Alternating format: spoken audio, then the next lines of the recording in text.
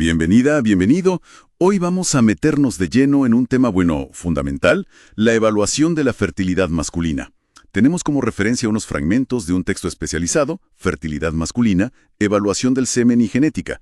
La idea es desglosar los análisis más importantes y también esos factores genéticos que influyen, ¿no?, en la capacidad reproductiva del hombre. Así que vamos a explorar esto juntos.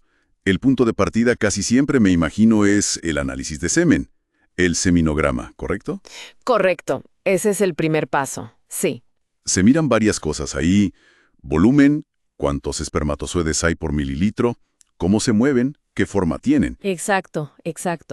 Ese análisis inicial nos da como una primera fotografía, muy importante.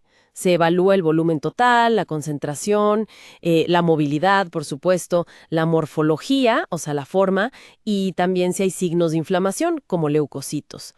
Si detectamos algo raro ahí, ya es el primer indicio para empezar a entender qué podría estar pasando.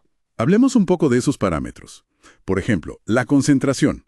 ¿Se considera normal más de 20 millones por mililitro o era por eyaculado? Por mililitro, o más de 40 millones en total en el eyaculado completo. Ah, bien.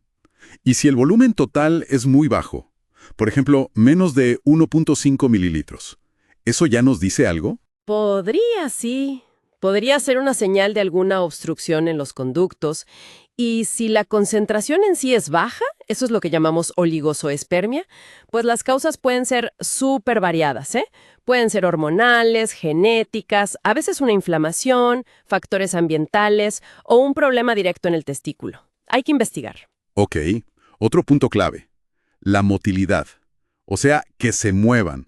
Pero leí que no basta con que se muevan, sino cómo se mueven, ¿cierto? Justamente. Es fundamental. Necesitamos que más del 40% sean móviles en general. Pero, y esto es importante, que al menos el 32% tengan lo que llamamos motilidad progresiva. Progresiva. O sea, que avancen, que naden hacia adelante. En el mismo sitio. Una baja motilidad, la astenosospermia, puede indicar problemas en el espermatozoide mismo, en su motor, digamos, o a veces una infección. Y hay pruebas específicas, como la de hiposmoticidad, que nos ayudan a saber si están inmóviles pero vivos o si ya no son viables. ¡Qué interesante! Y luego está la forma, la morfología. Me llamó la atención eso de los criterios estrictos de Kruger. Dicen que basta con un 4% de formas normales. Suena poquísimo. Suena bajo, sí, es verdad. Pero es que esos criterios son muy, muy exigentes. Buscan la forma perfecta. Cabeza ovalada, pieza media bien conectada, cola única, sin defectos. Si ese 4% cumple todo eso, y además el recuento y la movilidad están bien, pues podría ser suficiente para una fertilización natural. Entiendo. O sea, calidad sobre cantidad, en cierto modo. Algo así. Ahora, si tenemos muchísimas formas anormales, lo que llamamos teratosospermia severa, ahí sí se complica la cosa, ¿eh? Aunque haya muchos espermatozoides. Las fallas pueden estar en cualquier parte: cabeza, pieza media, cola. Entonces, no solo importa el espermatozoide en sí. A veces el propio cuerpo puede interferir. Leí sobre los anticuerpos antiespermatozoides. ¿Qué son exactamente? Pues mira, pueden aparecer hasta en un 10% de los hombres con problemas de fertilidad. Muchas veces aparecen después de algo que rompe la barrera que protege a los testículos. Una cirugía, un golpe fuerte, una infección. Ajá. Y estos anticuerpos básicamente se pegan a los espermatozoides. ¿Y qué hacen? Los frenan, les dificultan moverse bien y también les complican la tarea de fecundar el óvulo. No siempre significan infertilidad por sí solos, ojo, pero sí son un factor a considerar. Sobre todo si se está pensando en técnicas de reproducción asistida.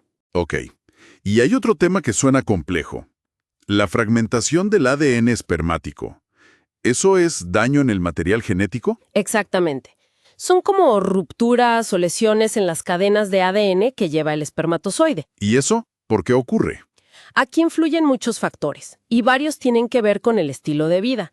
La edad avanzada del hombre, fumar, haber tenido fiebre alta, la exposición a ciertas toxinas ambientales, el varicocele.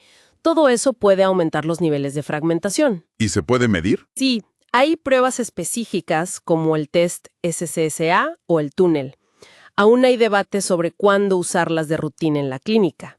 Pero sí se ha visto que niveles altos de fragmentación se asocian con menores tasas de embarazo, tanto natural como por FIV, y también con un mayor riesgo de abortos espontáneos. Vaya, es un llamado de atención sobre cómo lo externo impacta, ¿no? Totalmente. Impacta hasta en el núcleo del espermatozoide. Y ya saliendo un poco del espermatozoide en sí, ¿cuándo se mira el panorama general? Las hormonas, la genépica. Generalmente se piden estudios hormonales cuando los recuentos son muy bajos o directamente nulos. Medimos hormonas como la FSH, la LH, la testosterona. Y los niveles nos orientan. Por ejemplo, Por ejemplo, una FSH muy alta generalmente sugiere que el problema está en el testículo, un daño primario. En cambio, si la FSH y la testosterona están bajas, el problema podría venir de más arriba, del cerebro, del eje hipotálamo-hipófisis. Es lo que llamamos hipogonadismo hipogonadotrófico. entiendo. ¿Y los estudios genéticos? ¿Cuándo entran en el juego? Esos se reservan para casos más específicos, principalmente cuando no hay espermatozoides en el eyaculado, lo que se llama azospermia, o cuando hay muy poquitos, una oligospermia severa. ¿Y qué se busca ahí? Se buscan condiciones genéticas conocidas. El síndrome de Klinefelter es una de las más comunes, donde hay un cromosoma X extra, 47XXX. También se buscan microdeleciones en el cromosoma Y, en una zona específica llamada AZF, que es crucial para que se produzcan espermatozoides, y mutaciones en el gen CFTR. Este gen se asocia más con la fibrosis quística, pero en hombres puede causar la ausencia congénita de los conductos deferentes, los tubitos que transportan los espermatozoides. Clarísimo.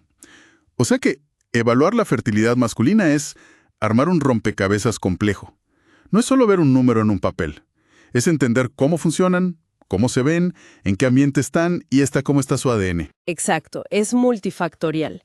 Y entender todas estas piezas es lo que permite, afinar el diagnóstico.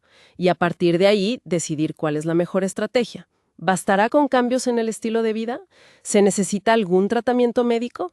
¿O la indicación es ir hacia técnicas de reproducción asistida? Y bueno, para cerrar, dejo una reflexión, ¿no?